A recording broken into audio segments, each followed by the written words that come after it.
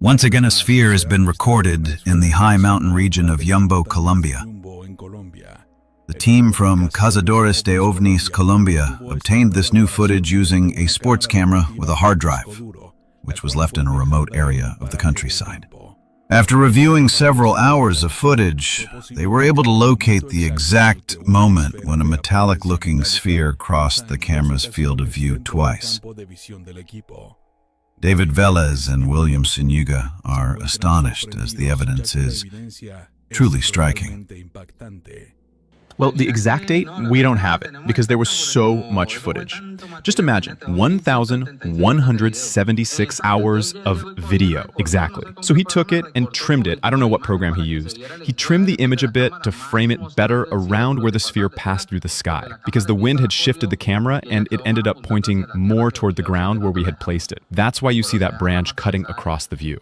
The original shot was wider, but during editing, they zoomed in on the exact angle where the sighting occurred.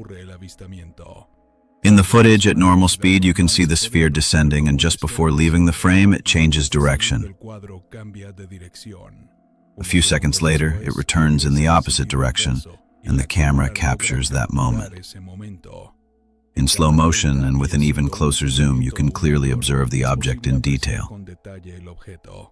The sphere reflects green from the trees on its underside,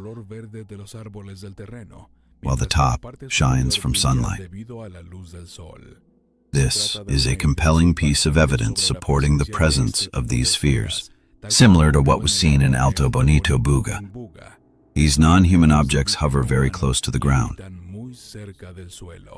Now, let's look at the analysis conducted in Italy by the Italo-Guatemalan Research and Analysis Team, composed of José Manrique Godoy, Giuseppe Urecia, and Alessandro Cattaneo. We had the opportunity to analyze a video recorded in Mulalo, Yumbo, Colombia, by our friends at Cazadores de OVNIS Latino America.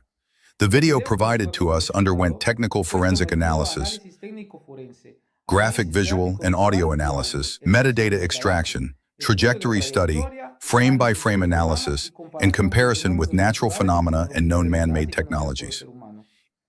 In the visual analysis, by applying techniques such as slow motion, we were able to identify the progressive evolution of environmental reflections on the lower part of the sphere, where it is levitating. As the sphere moves, the reflections change based on its movement. Additionally, during the second pass of the sphere,